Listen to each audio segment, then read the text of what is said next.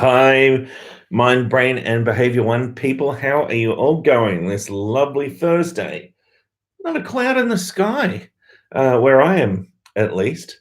Um, I hope you're having a nice day and enjoying those lectures with Meredith. Gosh, we're nearly to the tail end of semester now, aren't we? Getting right to the end. So some of the things that I wanted to talk about today are around what's coming up for the end of semester. And I've just been looking through the discussion board because I like to take this opportunity to speak with you about themes that are coming up on the discussion board and themes that are present in the emails that I'm getting every week. And so maybe that's where we'll start off. But of course, we've got a special guest today, don't we? And I will introduce you to him. Would you like to see him now? He's just lying down next to me. He's not quite asleep. He's in that border between sleep and the devil incarnate, sort of where he's spending most of his time at the moment. Let's meet Charlie. Charlie, come here. Come on, good boy. All right. Oh, help Daddy out. Help Daddy out. Ah. All right. So here is our new Mind, Brain, and Behavior One coordinator. Thank you very much for the licks. His name is Charlie. And Charlie is going to weigh in with his considerable expertise in the topic of classical and operant conditioning today, aren't you, puppy? Yeah.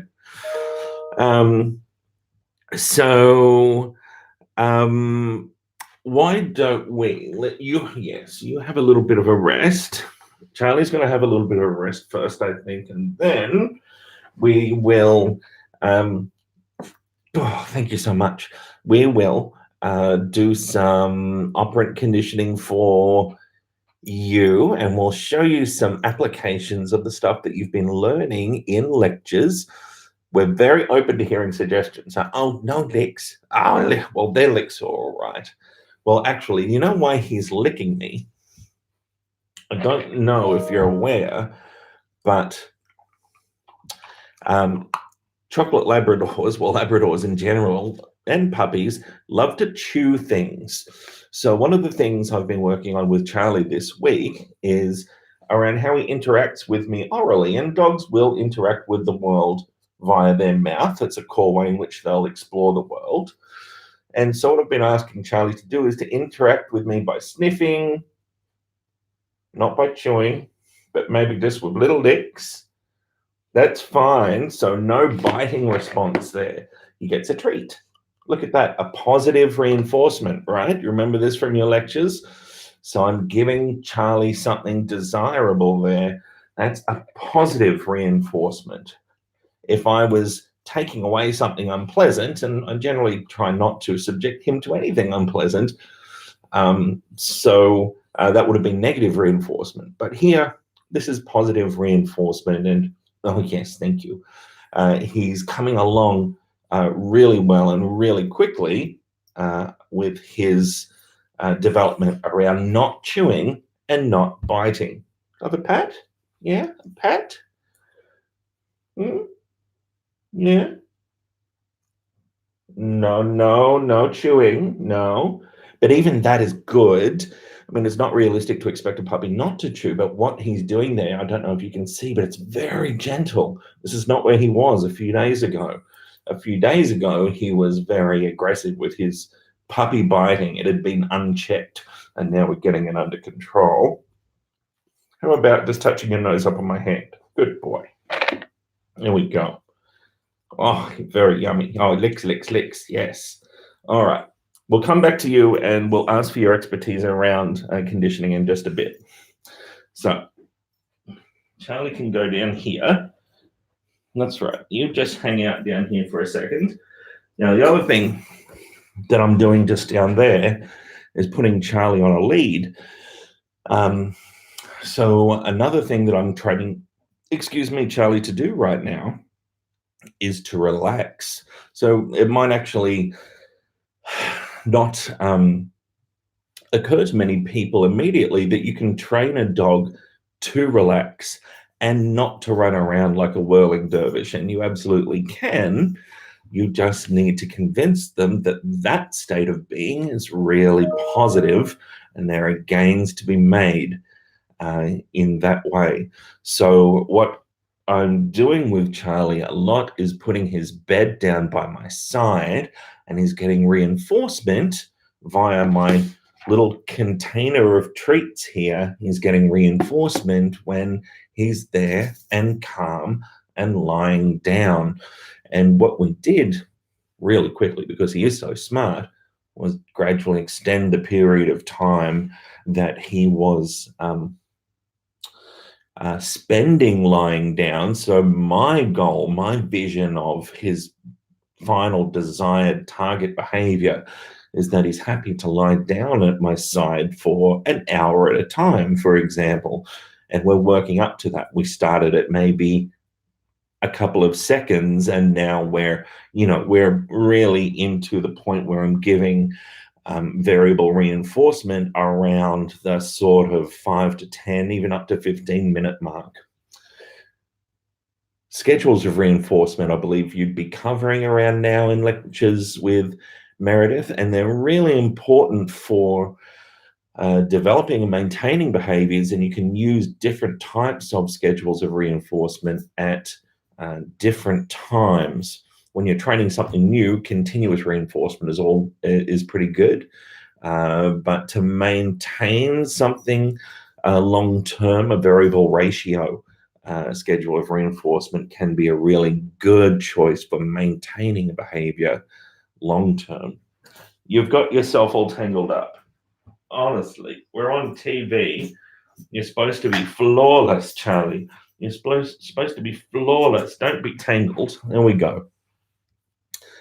Okay, so if you have an idea for something you'd like to see me train Charlie to do while we're here together, by all means, put it in the chat window, and I'm going to start going through the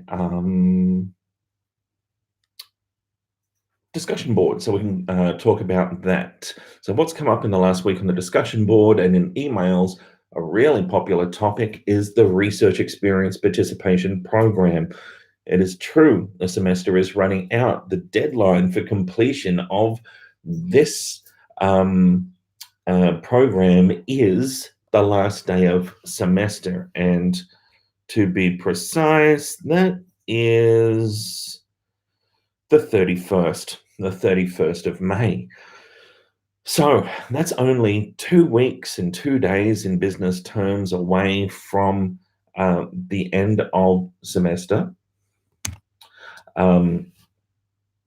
which means if you haven't signed up for REP and you do want to take advantage of that opportunity to get 5% credit towards your Mind, Brain, and Behavior 1 mark, now is definitely the time to be moving on that.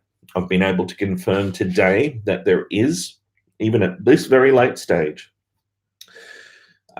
enough participation opportunities, enough time slots in the system for everybody to complete REP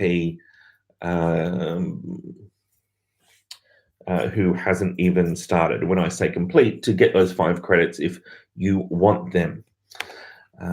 Okay, now I just realized we're pretty quiet, so I'm just going to put out another announcement reminding people that we're live, and that way we might get some more people watching. Of course, people can watch afterwards.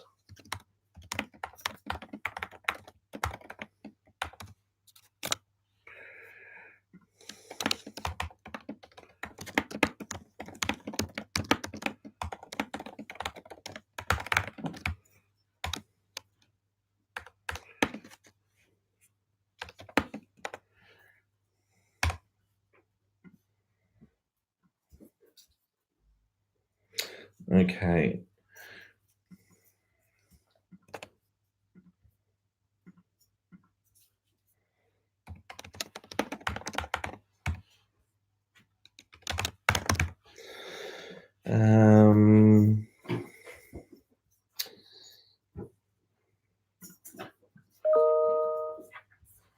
And we'll email this.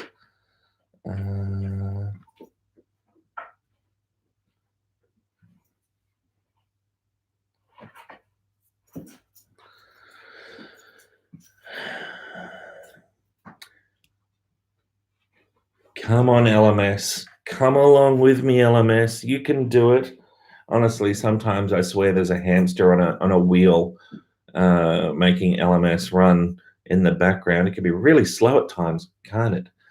And in fact, oh, there we go. Invitation sent to the Mind Brain Behavior One group. You might not have known, but we are actually moving to a new LMS system. And in first year psychology, we're moving next semester. So at the moment, I'm going through a number of workshops that are teaching me how to set up our new system, which is called Canvas. It's going to replace the Blackboard system that we currently use on LMS. And Mind, Brain, and Behavior 2 is going to be delivered via Canvas. There may be other subjects that you are taking in the university that are yet to transition to Canvas in second semester, and they'll follow in 2020. But Mind, Brain, and Behavior 2 is going to be a test case. And so we are working it all out at the moment in terms of how to set it up, how to translate all of the content into the new system. My opinion is so far the new system is so superior to the old one. It's something I think you're going to be able to really look forward to. The interface is so much better. I think everything is just going to be a lot better in the new system, and it's going to integrate, I think, with the rest of your digital life much more effectively. The apps are great. So if you've got smart devices, phones, tablets, and so forth, there's really great apps. So you don't necessarily have to use a web-based user interface, and just the range of functions, the amount of work that we can do together around video like this, but even better, is really great. So that's Mind, Brain, and Behavior 2, and I certainly hope you're coming back for that in due course. So hi and welcome to everybody who is joining us right now. We have already had just a little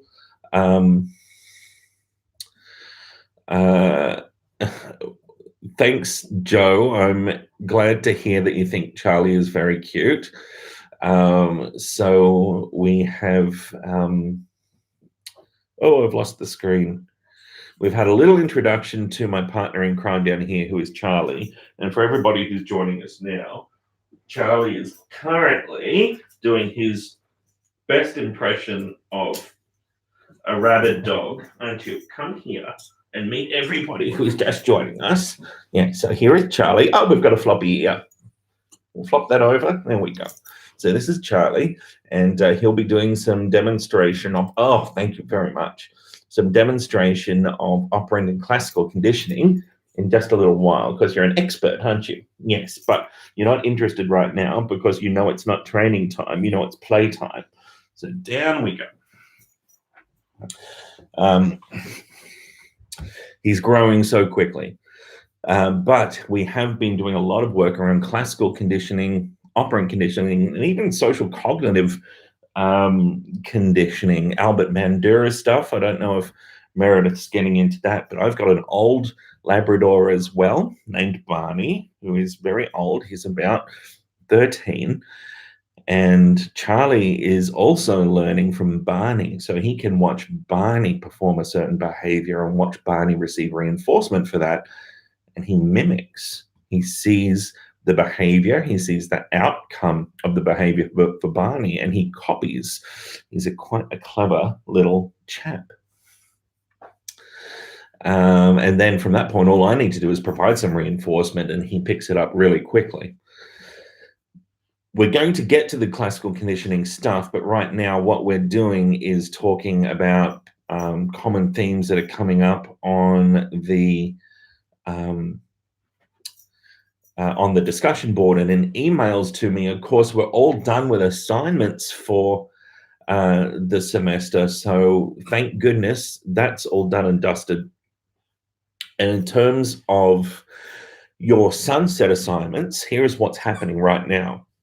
Your tutors are still marking the assignment, but the road to marking that assignment has been one that began with some group work with all of the tutors and with Caitlin around calibration and the marking criteria and making sure that every tutor's interpretation and application of the marking criteria are the same as much as possible. Thanks for finding your squeaky toy, Charlie. And that's a challenge when you've got so many people that you are trying to calibrate. And so it's a process, because we've got about 30 tutors working on Mind, Brain, and Behavior 1 because there's so many students. So you can probably hear a squeaky toy in the background. I'm going to let him play a little bit and get some of his energy out before we try to do some training with him in a little bit. Feel free, again, for those who have just joined us, to put in a suggestion for something you'd like to see Charlie do to demonstrate some classical or operant conditioning. We can demonstrate both, probably. So what we will often do is have cross-marking meetings where the tutors get together. We take a small number of submitted essays and we use them as benchmarks and mark them all together in a room, and we calibrate and agree upon the application of the marking criteria, and that becomes a benchmark moving forward. We know how to apply those criteria in a consistent way, and we go ahead and we do that. So the tutors are busy doing that. It takes a while to mark an assignment, and you can imagine there's a lot of people in any individual class, and most tutors take more than one class. So your tutors are actually quite under the pump, so to speak, at the moment in the background. And you wouldn't see this, but they're busy. Don't forget, most of them are also postgraduate students themselves doing a PhD or a master's degree. So they're trying to balance at the moment teaching you and still preparing for teaching you every week, plus their studies, plus the marking. It's a lot of work that they're doing at the moment. So hats off to your tutors for sure. Then in the coming week, now let me have a look here at my calendar. Yeah, in the coming week, are you destroying my room? Come here. Come on. I think it's probably time to put the brakes on this behavior. He's starting to get a little bit out of control, so we're going to go to that lead. And rather than see that as a negative, I'm going to give him an opportunity to lie down here next to me. And he's gone straight to lie down because he knows what this is all about. And he's going to, you saw me just lean down. I've just given him a couple of little pieces of food in my little container here for him. And so he knows it's time to lie down now, and he's just having a bit of a rollover and whatnot. But this is something I'm working on with Charlie at the moment, getting him to calm down and lie down.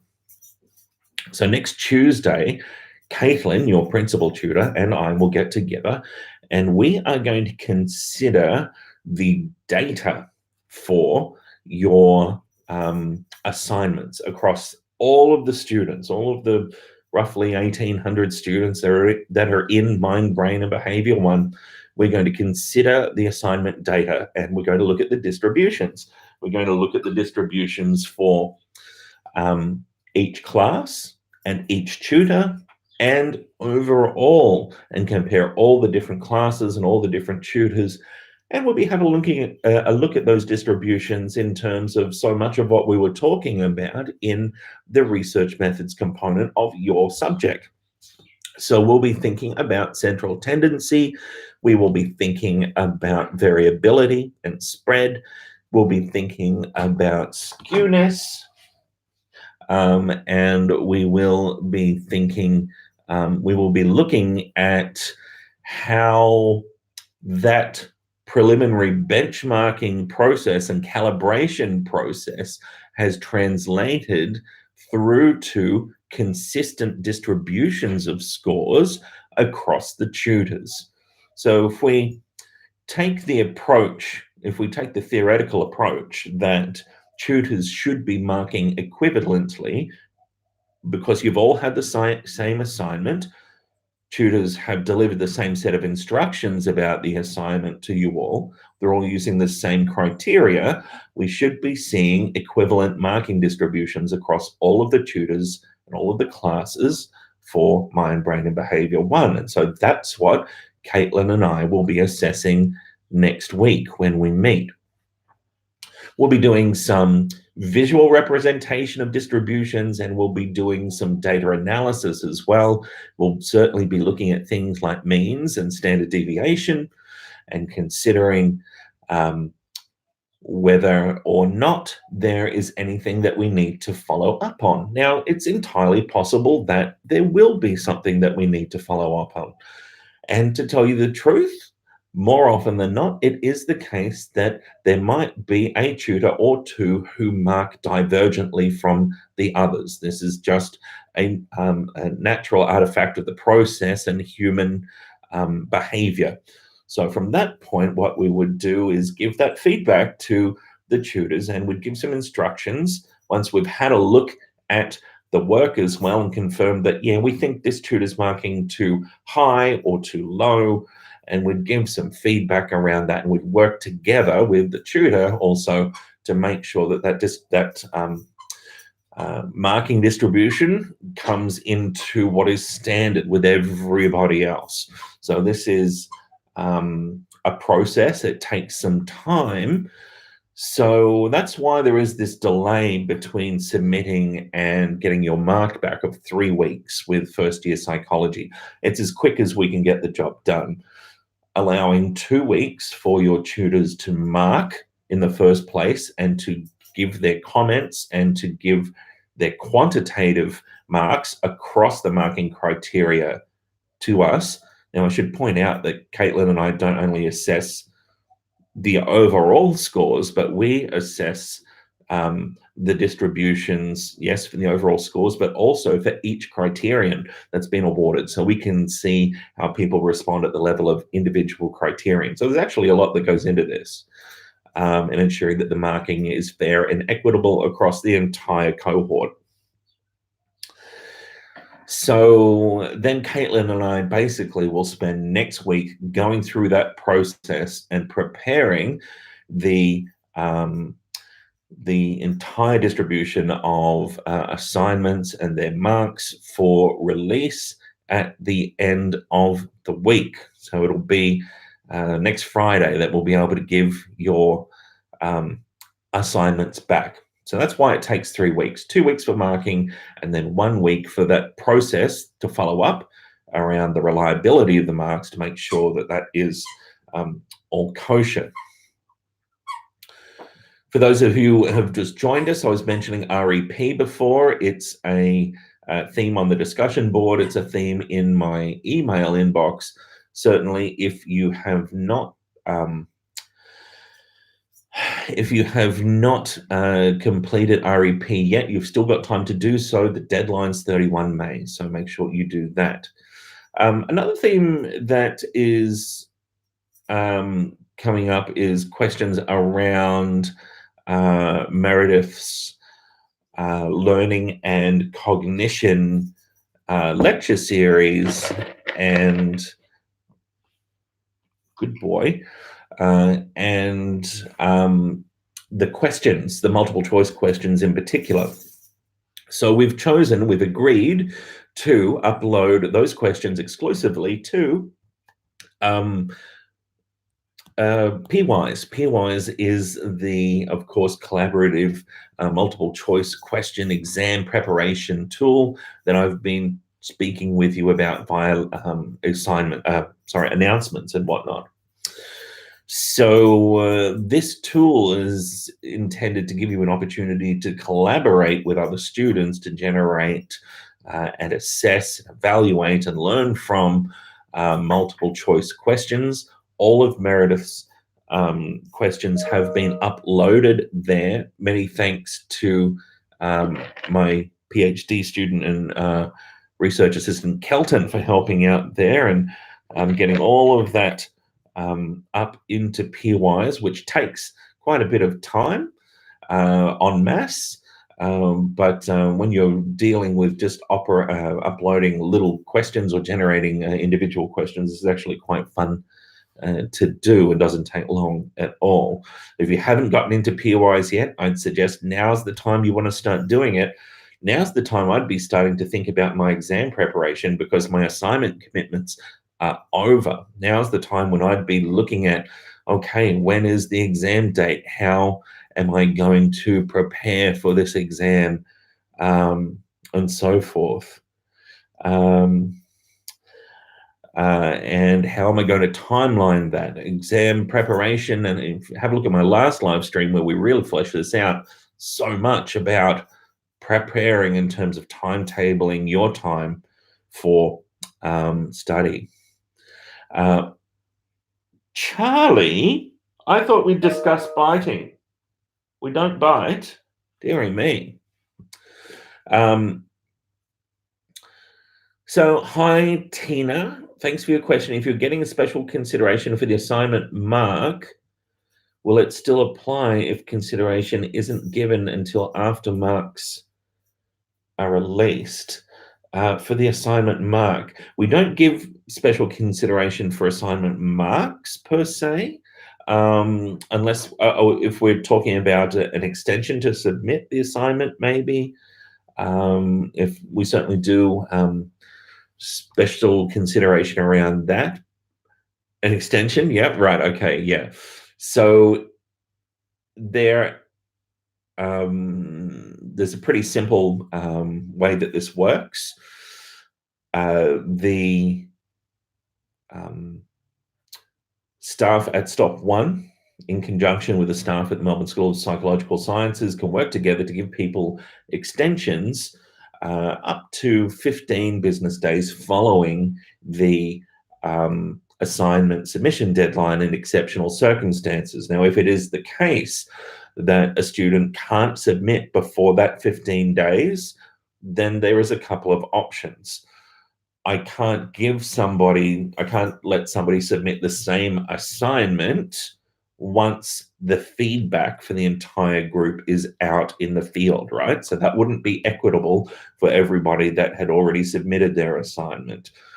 If there is a special consideration application that's requesting a lengthier extension, then what we would look to do is offer either an alternative assignment, because we'd no longer be able to offer the standard one, or if there is something that's significantly impacting circumstances to the point where it's not feasible to submit an assignment within 15 days after the deadline, it's quite often the case that there might be circumstances then that would have a flow-on effect. If there's a lengthy assignment extension, that means that's going to start to impact on exam preparation, and that's a less than ideal situation. And so it would be up to the subject coordinator's discretion then to think about what's going on and maybe offer a late withdrawal from the subject with special consideration so that it wouldn't affect your academic transcript. So there's a couple of options there. So if it was the case the assignment's been submitted and you're getting an extension retrospectively is what we're talking about here, that's fine. Piece of cake, it's just procedural. It will all work out in the wash, Tina. I wouldn't worry about that at all. Oh, Charlie, you are full of beans. It's playtime, isn't it? We're going to have to get into that conditioning work with Charlie soon. And so many of you are going to be interested maybe in applying what Meredith has taught you around classical and operant conditioning where you can. And one area of your life that you really can apply it is with your pets. And yes, you can see Charlie. Charlie, it's time to shake your money maker. It's probably about time that we do a little bit of training with him, because he is getting a little bit restless, aren't you, Charlie? And I can hear my old Labrador, my elderly Labrador, outside carrying on about something. So Charlie can hear that too. And we shouldn't be biting. We're not biting, are we? Because that's something we're working on. We shouldn't be biting, no. So we want to remove the opportunity for biting. And I'm just going to pick up my little food container here to remind Charlie that I've got it and there's reinforcement available. And I want to give him an opportunity, to lick and to sniff. That's good. No nips, just sniffs and licks or nothing. And I'll wait until we get what I want. No eating, no. There we go. All right, so I sort of engineered that end one there, right? So I engineered that last little bit of interaction where I gave him a brief pat on the nose, and he didn't have an opportunity to, sorry, I'm just doing the lead thing again, bear with me. He didn't have an opportunity to bite me. So I essentially set up that interaction for success. Not as cute as a fat sausage dog. Oh, poor Charlie. We'll have to have a cute off. What do you reckon? I sort of set up that opportunity for success there with Charlie. I didn't give him an opportunity to nibble at me in the end. Now, he is a little bit keyed up right now. And that's something to think about when you are going to be training your cat or your dog or your bird or whatever it is that you want to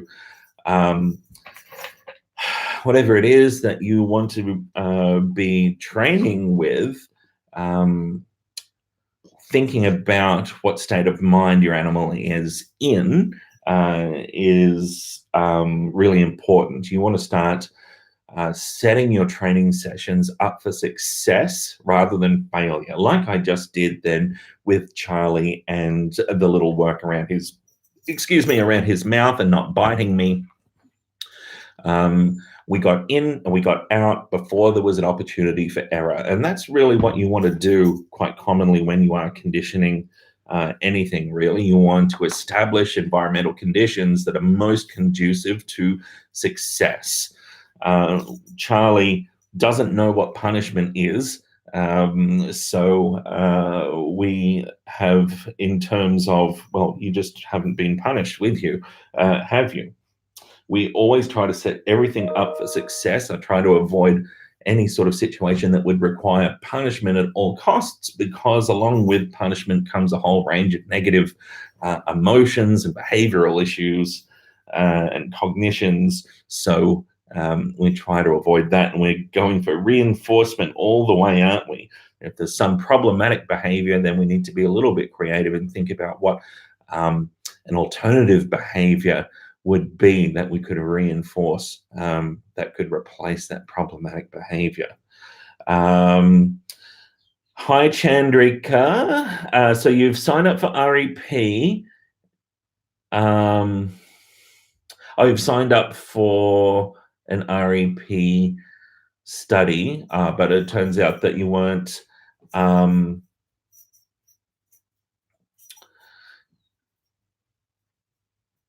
okay, that's not a problem, Chandrika. So I can,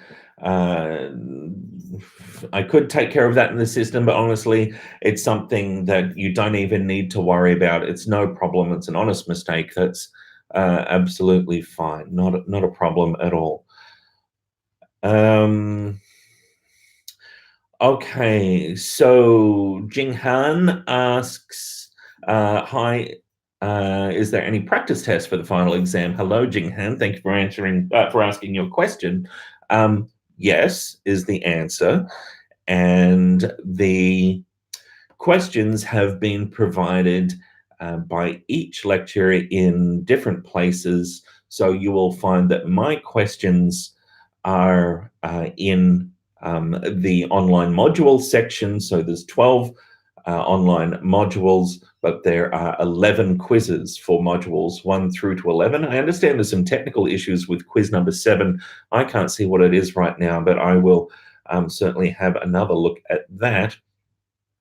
Jason has provided his behavioral neuroscience practice exam in his section of the LMS. Simon's exam questions, so his actual exam questions, right? They are on the LMS in his section of the LMS. And what I would recommend, and Meredith had this wonderful idea that this would be a great way to start working with Peerwise, start to upload those questions to Peerwise and collaborate with your colleagues to start generating those possible answer stems, those plausible answer stems for the various questions that Simon has uploaded. Of course, that particular question about one fish, two fish, ... is very nebulous indeed. Good luck with that question.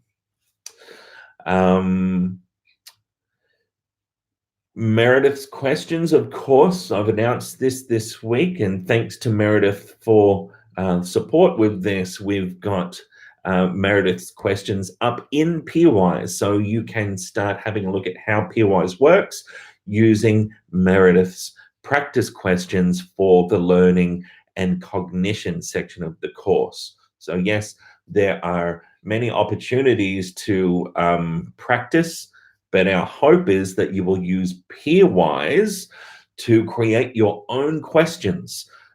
Learning about content that's going to be examined in a multiple choice exam can be done very effectively by creating your own questions. This is the whole idea behind Peerwise. So have a look at my announcements this week.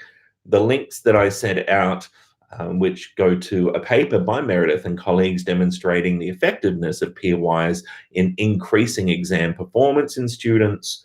Another link around creating good multiple choice questions. And I think you will find that in essence, going through the process of teaching, thinking about how you might approach teaching and writing a question is a great way to learn about a topic. And this is actually something I hear from our tutors in the tutorial program year in, year out, that when they come to teach you all content, they go through a process of preparing to teach that content that they whereby they learn the content more deeply and come to a deeper understanding of that content than they ever did as a student, and where they might have had more of a focus on remembering the content more than understanding. We know that if we can get to that deeper level of understanding, then certainly vicariously we're going to be able to remember and also to work more flexibly and dynamically with concepts that you've been presented during this semester. So some of, I suppose, my core recommendations would be focusing on understanding as you go through revision. There have been a few emails that I've received in the last week or so about previous psychology exams.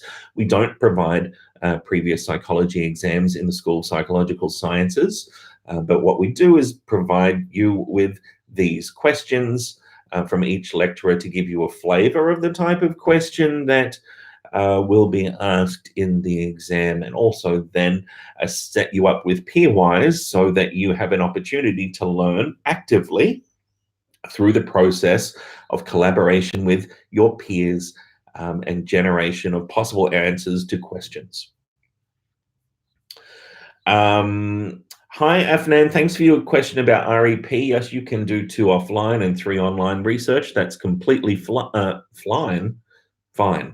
What you should be aiming to achieve is some degree of balance, and I really like what you've done there. That's a good approximation of a balance between offline and online research. If it turns out, folks, that you can't get quite a balance, that is okay. It's not the end of the world, but this is what we encourage you to do so that you can have a varied experience and get as much from the experience as you can, in addition to those REP credits um, towards your mark for Mind, Brain, and Behavior 1. I'm glad that was a relief, Chandrika. Now, before I come to your question. Oh, I'm so bad with pronouncing names. I'm sorry about this. Nin? I'm going with Nin. I'm sorry. Oh, God. I'm just going to come back to your question once I've just scrolled up a bit and make sure I haven't missed things. And the other thing I can hear right now is that Charlie's settling down.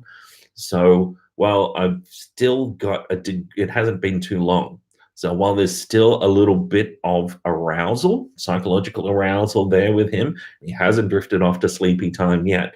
It's probably about time that we do a little bit of conditioning with him. So feel free to make a suggestion for something you might want to see Charlie work towards, or something you might want to see him do. Jensen, okay, Jensen, sorry. Let's answer your question. So is there a master syllabus for what can be tested on the exam, or should we compile our own from the lecture notes? That is a very... Oh, now I'm seeing your instruction. Please don't try to say my first name. I'm sorry. Oh, God, I'm such a failure. Okay, Jensen. So, but now I'm really curious. I want to know how to say your name, but maybe I'll look this up and I'll be better prepared next time.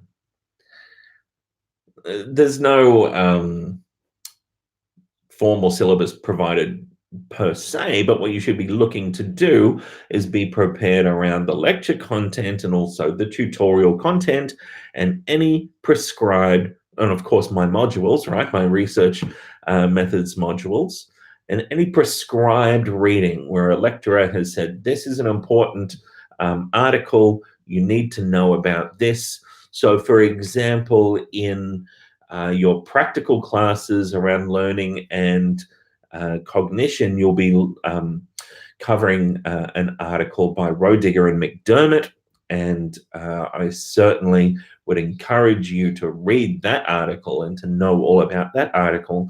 You'll be doing some fascinating work around memory, and it's just a fantastic seminal piece of work in cognitive psychology around memory, and I think you'll find it really interesting, as well as being beneficial for your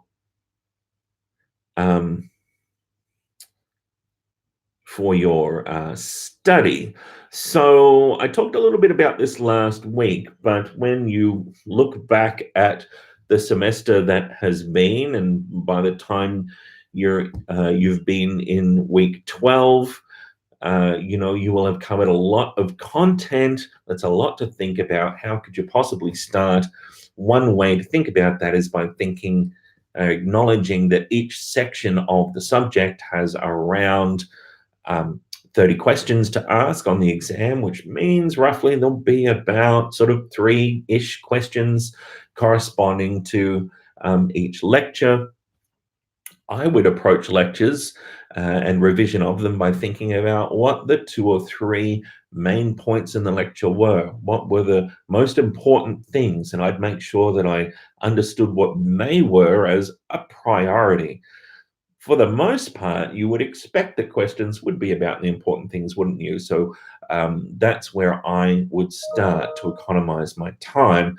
If you would like to hear me ramble more about that, check into last week's live stream where we fleshed this out in quite a bit of detail. All right, let's do some conditioning with Charlie. What do we want to see Charlie do? The content is really heavy, isn't it? Nana? Is that right? I'm so, God, yeah, I bring shame on myself and my family. Oh, thanks, Annalise. So what do you reckon, Charlie? Are you ready to do some training for everybody? What do we want to see him do? Do we want to see him do some really balance a ball on his nose like a seal? You can't do that quite yet. Uh, Nana is as good as it gets for English. Okay, I'm very glad that that's good. A backflip. Oh, well, Jared, funnily enough, he almost offered me up a backflip the other day. So, yeah, backflips are interesting. So it was an accident. He didn't mean to do it. He has been learning a few different things, and he sort of was in the middle of a couple of things and offered me up, which something was close to a 360 backflip actually, but it's something that I tend to stray away from. Back in the 1980s, late 1980s, early 1990s, there was a series of seals in zoos and whatnot that were doing backflips, and it was observed when it became a trendy trick to have in shows, and it was observed that people were getting twisted bowels and whatnot from doing it. So I tend to to stray away from backflips with obviously seals, but also puppies as well. But we can do some less strenuous stuff. So, hey, Tina, thanks for your question. Would you recommend seeing a psychologist if you don't want to, but have unhealthy behaviors that you can't fix? And would you recommend the Unipsych? Well, my answer to both of those things would be yes. So, if you're a student of the university, you've certainly got access to use the university counseling services for free, and they're all professionally staffed services offering evidence-based interventions. So yeah, I certainly do recommend the university clinics. And I think your first question is actually a fantastic question and really insightful. This question around, would you see a psychologist when you don't want to, but you've got some insight into the idea that maybe there are some behavioral issues that you could benefit from working through, or maybe there's some cognitive or emotional issues that you'd benefit from working through, but you really don't want to go. You don't want to go through that process, or you might be apprehensive about that process, or you might feel like that process might be an acknowledgement in itself that you might be having an issue, and therein that makes the issue more real in a way. This is a really common experience.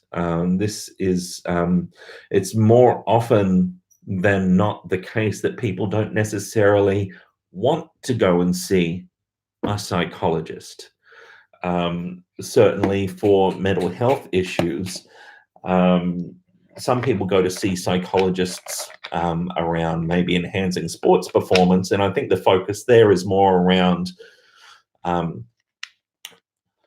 some sort of personal development that's independent of psychological distress.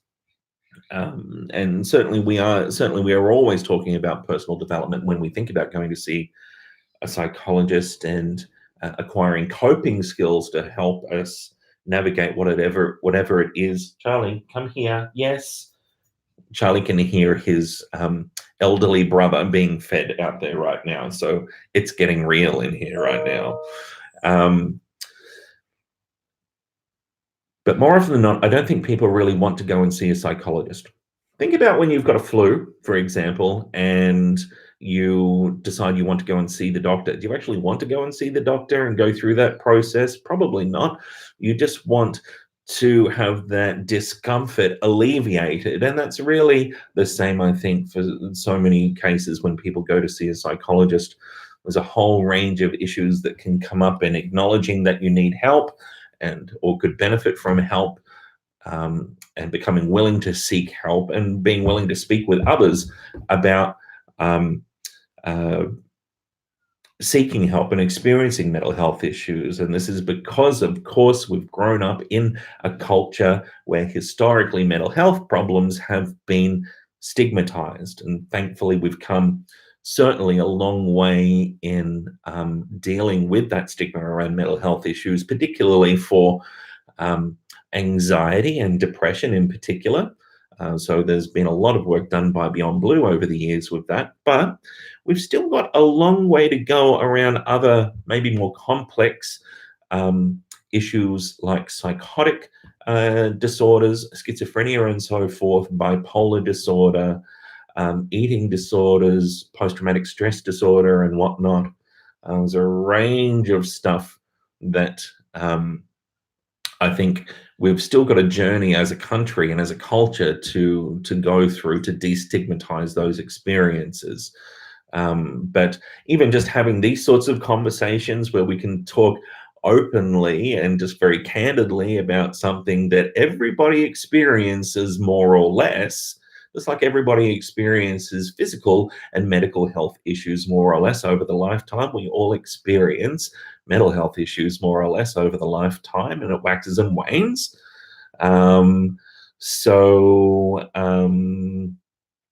It's just a normal part of life, right? So hopefully in the future, we'll just be more and more comfortable to have these sorts of conversations.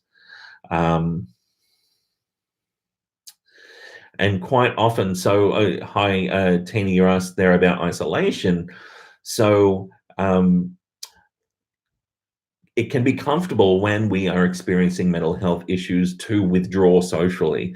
We remove ourselves from those stresses. But here's the thing, when we withdraw socially, we remove ourselves from social networks and supporting networks. If we have insight into this urge maybe to withdraw socially, this desire to remove ourselves and to become more isolated, then that can be a good indicator that it would be probably good to speak with somebody about what's going on. So if you or anyone else out there personally or knew somebody that was going through a difficult time and was experiencing that desire to withdraw socially, that's a good time to seek professional support, I think. And yes, the university counselling services are a really great place to go. So just bear with me one moment while I pull up their link, and that way everybody can have a look when I post this in the chat. Okay, let's do some work with Charlie, yeah? So Charlie, my little chocolate lover baby, come up here.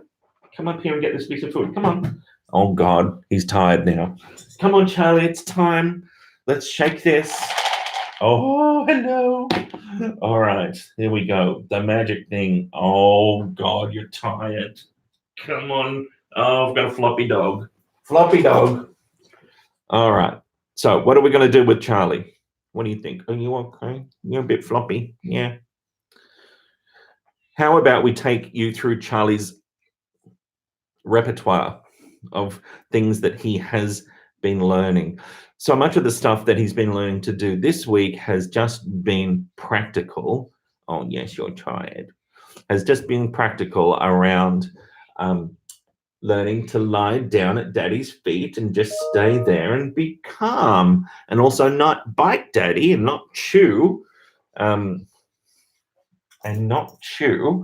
Daddy's electric leather lounge suite that he bought the same day he got Charlie, which was not the best idea in the world, was it? No. So let's put you down on the ground. We'll see if we can reorient this camera, and we'll take you through a little bit of a demonstration of some classical conditioning. And I'm going to give you a cookie right now. There we go. Very yummy. Some positive reinforcement, because remember, we're working with Charlie around exploring myself and the world without biting, and he's not biting me right now. He's very licky, and he's very interested in exploring with his nose. Oh, and now he bites me. Down you go, Charlie. All right, let's do some work. Let's do some conditioning work. So, Charlie, this is, so I'm obviously trying to see what's going on, but obviously, I'm very glamorous in my track pants today, aren't I? But it's operant conditioning attire. Charlie puppy, come over here. Good boy. Sit. Can you sit? Good boy. All right. So there's different ways that you can train an animal to do physical behaviors. One is to watch for a physical behavior to happen, reinforce it, and when it starts to happen a lot, because the animal realizes that when it does this naturalistic behavior that it just does anyway, and he gets food for it, he will start to do it a lot. And then you can start to introduce a cue via classical conditioning. So wait for the animal to do it, and you could give a cue. It could be a vocal cue, it could be a body language cue, and it could be something that you would generally say or do while you are giving the food. Now, a really easy way to train a puppy to sit or to do a couple of the things I'll show you Charlie has done today is actually with luring or targeting.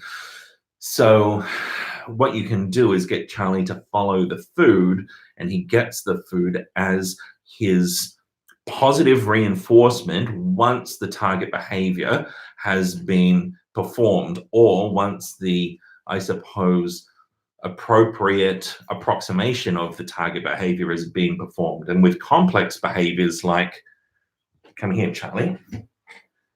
Can you sit? Sit. Oh, he's really doing a good job here, isn't he? Sit. Sit. Oh, we're going to lie down. Oh, we're going to roll over. We're just going to give me everything. Come over here. Good boy. Good boy. Sit. So quite often, sit. Good. Oh. Okay, we're giving me everything here. Quite often. Thank you so much, Charlie. Daddy's such an expert animal trainer, isn't he? When you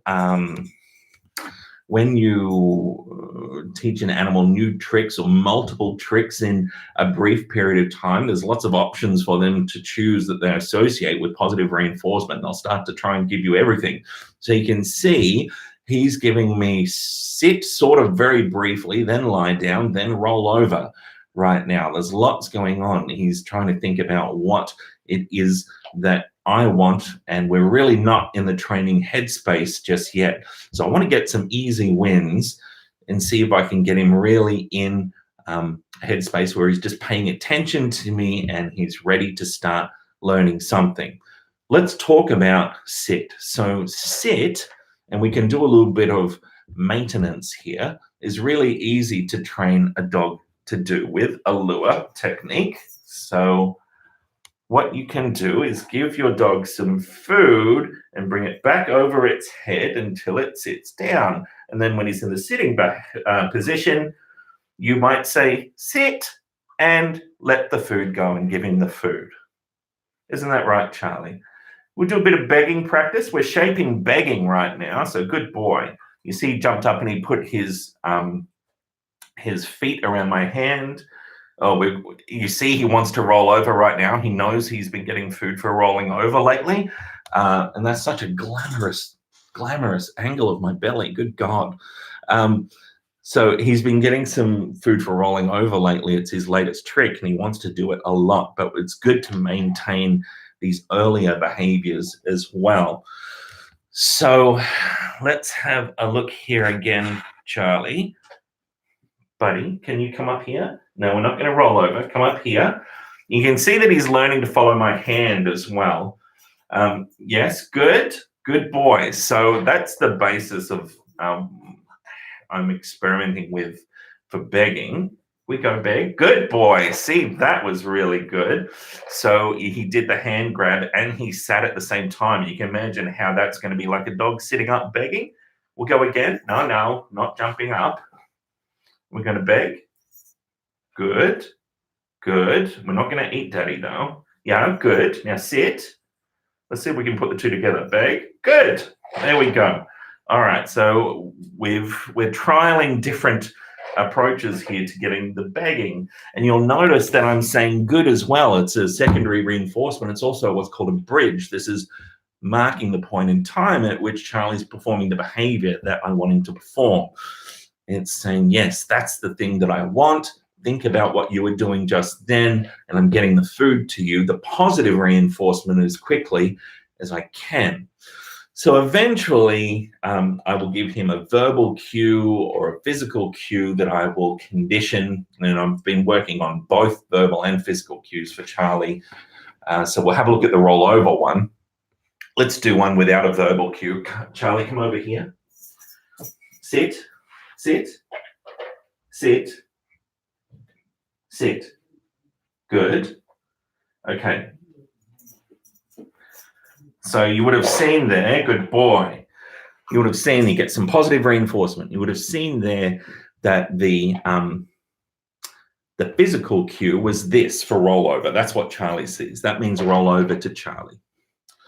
So let's do it again. Let's watch that again. Charlie, come over here. Good boy. Roll over. Oh, no, we're jumping up. Get back. Sit. Good boy. All right, good boy. So I generally like to use both verbal and body language styled cues, which are effectively, that's another word for a discriminative stimulus, right? That's a stimulus that's indicating to Charlie that he can or he should do a certain behavior. It's his instruction, it's his cue to do that behavior. He performs the behavior and then he gets his reinforcement, a reinforcement. Now, it's really easy to shape a role just like it is to shape a sitting behavior, for example. I'll show you how to shape a role. You can do it in different ways. One is to teach the animal to target a part of its body onto you, or you can take the lure method. The lure method is really easy with puppies. They like to follow a bit of food, and that's fine. And you can classically pair that verbal or body language cue at the same time. And what you can think about is the type of lure physical behavior that's required and how that might morph into some type of body language style cue in time. And you can gradually do that process. But to get Charlie to roll, can you come here? Good boy. Sit. Good. Lie down. Lie down. Good. Now he's going to want to roll because he's just been a rolling machine lately. Now I'm going to pop you over there a little bit so you can see better. Oh, you're sitting up. Lie down. Good. Now what I'm going to do with a lure for a roll is to bring it down over his right-hand side midsection so that his head follows back towards his body and causes his body to roll. And it's just a process. He'll probably want to go quarter way the first time when you start this, maybe halfway the next time. And once you're at half, the animal's eventually just going to get up the right way that you want them to do. So go like this, and he rolls over. And there is your reward for Charlie. Good boy. Good boy. Sit. Sit. Good. So there we go. Positive reinforcement for sitting. Oh, he knows what's coming and he wants to do it. So that's wonderful. That's great, right? He knows what to do, but I also want to have control over that. And that's part of our work together, and part of our dialogue is establishing that response to instructions and reinforcements forthcoming sort of exchange. And this is actually how Charlie learns. He's going to be coming into university. You'll see him around the campus now that he's had his 12-week injections. And he'll be getting his food pretty much consistently throughout the day because we use his food to train him. But you also notice that I was, come here, puppy. You also notice that I was giving Charlie pats. Oh, now we're all hyped up. We want to chew. giving Charlie pats as well. And those pats are always paired with food. So the pat's also becoming a reinforcement. It's pleasurable in itself, but eventually, I want to be able to ask Charlie to do things for which he will just receive a pat, not necessarily food. Isn't that right? Yes. Oh, good boy. Here we go. Okay. So yes, teaching your dog to be gentle is a good thing to do, Tina. You're so right. A really good way to do this is to get Charlie to have to use his tongue to extract the food. And there we go. If you sort of hold your hand like that, make a little cave, and he can't get at it via biting, he has to use his tongue. He can get in there, and then he can gradually start to learn that, oh, okay, I'll get my food via getting it with my tongue. Isn't that right? Yes. Maintaining environmental conditions and manipulating those such that they establish an environment for success. Now, so much of toilet training relies on me. He doesn't make mistakes, I do. So Charlie has had some accidents on the carpet, and they've been my fault. They've been my fault when I've extended his period of time of being inside too long, when I've thought he can handle this, and I've gone too far too quickly. So he gets lots of reinforcement with toilet training outside. We go outside together, and Charlie goes to the loo, and he gets reinforcement for doing that. Don't you? You get praise and you get pats. Yes. And at night, he has a playpen that he sleeps in with his bed and his toys. And that's good because it constrains the space that he can be in. Animals generally don't like to go to the toilet where they sleep. So it's a good way to avoid accidents at night that might otherwise happen if an animal has free reign of the house. If you can, with a puppy, certainly have them in a little playpen, that really helps as well. And that can be a good practical thing to train as well, to be comfortable and reinforced in a playpen. But we can certainly check in.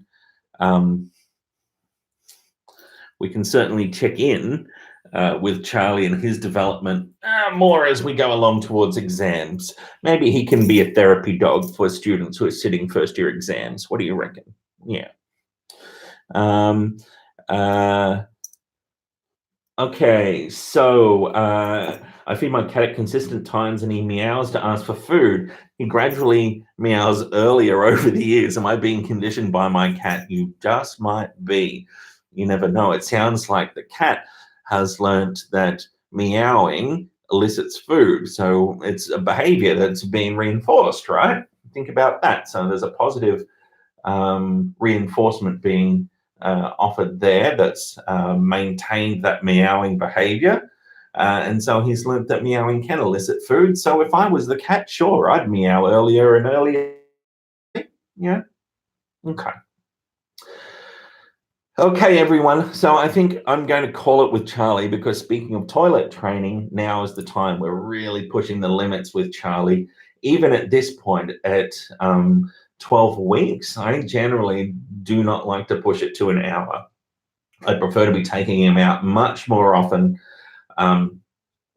And again, giving opportunity for reinforcement, big yawns, rather than establishing a situation that's likely to lead to a mistake.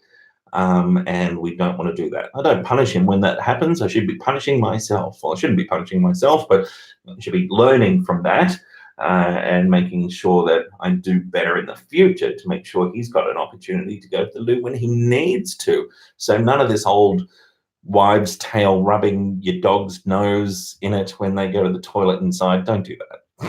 That doesn't work, does it, Charlie? Goodness knows what kind of psychological issues that could give rise to. Oh, my little chocolate lover. Yes. Okay, everyone. Hope you enjoyed the live stream and that you found that useful.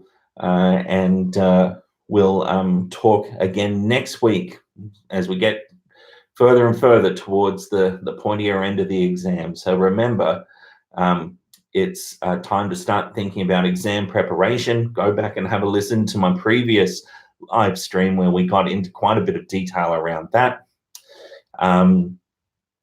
Think about getting into Peerwise and start learning how to use Peerwise and collaborate with people around you. And certainly, like somebody asked earlier on, keep a check on how you're going with your well-being, your mental health, as we head towards this pointy end of the semester and we start to prepare for exams. And I talked about this in the last live stream as well. And don't forget that you have got a range of supports available to you at the university if you think you could benefit from some help, and you've got a good link to start there with. So that's it from me, and Charlie as well. Thanks for tuning in, and I'll talk to you again soon. Okay, bye everyone.